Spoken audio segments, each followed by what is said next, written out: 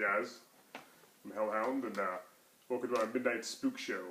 I'm going to do another album review today. I've been really in the mood to talk about metal ever since I saw Slayer, Anthrax, Testament, Behemoth, and Lamb of God a few days ago. Check out the video I did with Dr. Guts, the latest video of Into the Pit, for more info about that. We share, a lot of details about our concert experience, which was, of course, a great one. It's the best concert I went to. I forgot to mention a few things, like when a guy on a wheelchair was crowd surfing, wheelchair and all, crowd surfing with his wheelchair, which was quite a sight to behold. And also, we met a couple of members from the thrash metal band Municipal Waste, which was pretty cool. But we had a great time, so check out that video for more info on that. And I'm going to go ahead and review an album by Testament, my favorite Testament album, The New Order. This one's definitely up there, one of the best thrash metal albums I've ever heard. It's a masterpiece. I love it. I think Testament's actually a little underrated. A lot of people dismiss them as a Metallica clone, but I couldn't disagree more. Yeah, Chuck Billy, the vocalist, his voice is a little reminiscent of James Hetfield sometimes, but he can do so much more with his voice. He can do the really deep growls, really high-pitched screeches. He's just awesome. He's very diverse. They're a very diverse band, too. For a thrash metal band, for sure. But they never really went too commercial. They never made their sound all that radio friendly. They stayed true to their roots, and they branched out and expanded their sound at the same time. So you gotta respect that. I love Testament. They're amazing. They put on a hell of a show. I loved seeing them a few days ago. They were one of the best bands there for sure. And again, this is The New Order, which is their sophomore album.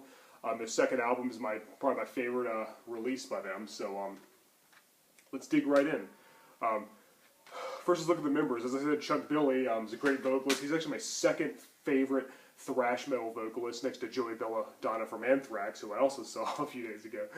Sorry, I was trying to stop bringing up the concert. But yeah, as I said, he has a very wide range. He has a very diverse voice. He can do the lows, the highs. I really liked his vocals on early albums because he did a lot of the high-pitched screeches. Like on The Preacher, which is on this album, one of my favorite Testament songs of all time. When they played that live, I got so pumped. I was like, yes! I love the opening riff.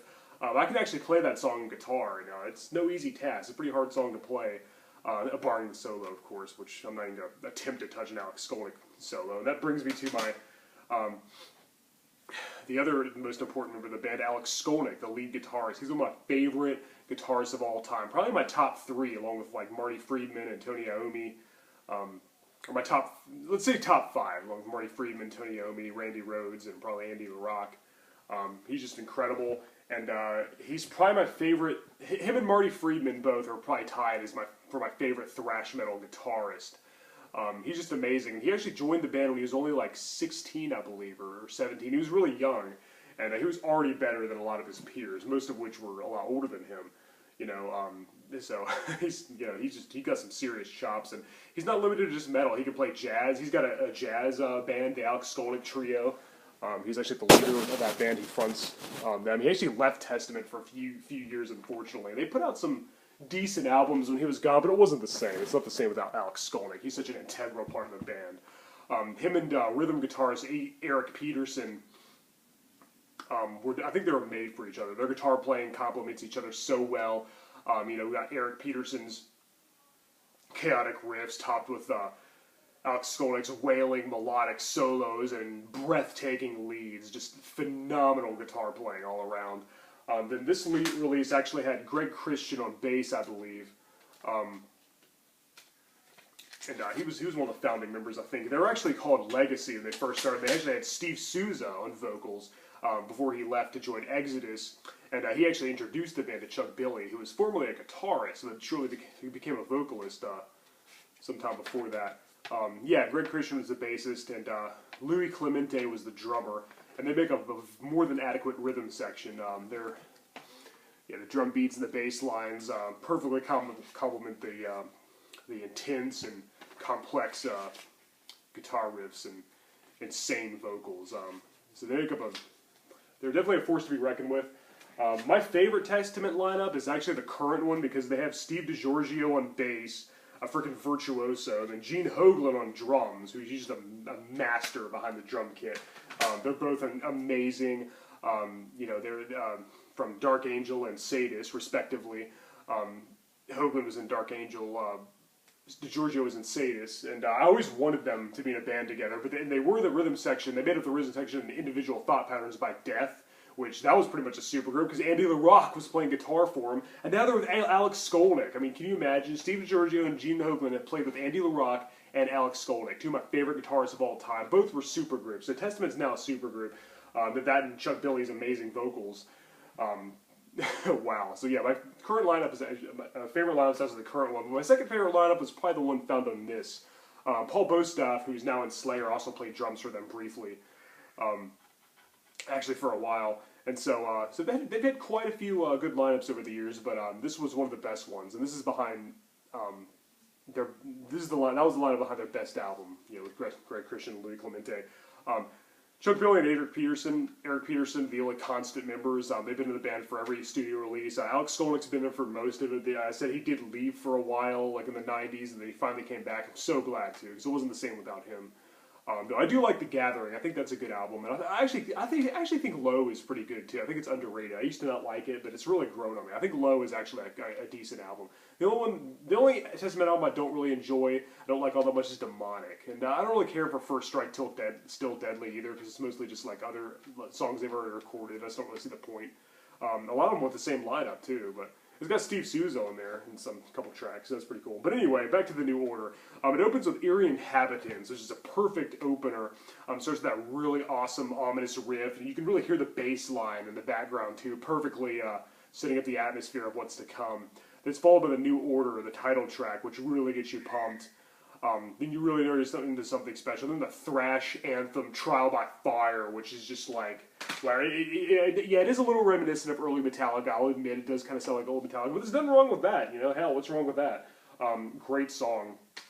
And then Into the Pit, which is what me and Dr. Guts and I named our show after, which is a great song. They played that at the concert I saw, and boy, did they really work the mosh pit. Boy, did they get the pit going. And that's a song you really want to mosh to. That's a song you just headbang uncontrollably and just want to jump in the pit and and fuck some shit up, destroy everything and around you, it just really gets you pumped. It's just a very angry, violent song, and it just really awesome. Then Hypnosis, which is a shorter track. I think that's actually an instrumental, isn't it? Yeah, it's an instrumental. That's what I thought. The way Disciples of the Watch is a great song. They played that at the show too. That's definitely a fan favorite for sure. Great solo, one of my favorite, really long, elongated, grueling, complex solo, and some amazingly creative riffs as well. Alex Skolnick is just, my God, he's just like so incredible. I can't come up with a guitar riff that good in my head, let alone pick it out on my guitar. If I could be like 1/16th as good as Alex Skolnick, I'd be happy. Then we go to my favorite track, The Preacher, which that opening riff, as I said, I could play that. And then Chuck Billy's awesome high-pitched vocals, "Don't follow the preacher!" It's just gets you so pumped. I love that song. It's probably one of my favorite Testament songs for sure, and easily my favorite track from this album. And boy, did I get into it when they played that live when I saw them. That was just, it got me so pumped. I was just like, yes! I was giggling like a giddy schoolgirl, then I started freaking headbanging so hard I thought my nose was going to bleed. I was screaming along with the lyrics too, so until my voice was hoarse and I couldn't talk anymore. And boy, was it awesome. Then we got Nobody's Fault, which I'd say it's not really one of the best songs in the album, but it's still good. It's still a good song. There's not a bad song on this album. I don't think there's really any filler. But Nobody's Fault's still a good song. I still dig it. It's still worth a listen. Then we got Day of Reckoning, another good song. And then Musical Death, which is the closing track on the album, which is, I think, a perfect outro. Kind of, it's kind of slows it down a little bit, like towards the end, but not for a thrash song anyway, for a thrash metal song anyway. But they weren't doing like slower, more melodic stuff until like some of the later albums. But yeah, all in all, The New Order is a great album. If you're a fan of thrash metal, definitely check it out. It's heavy as hell,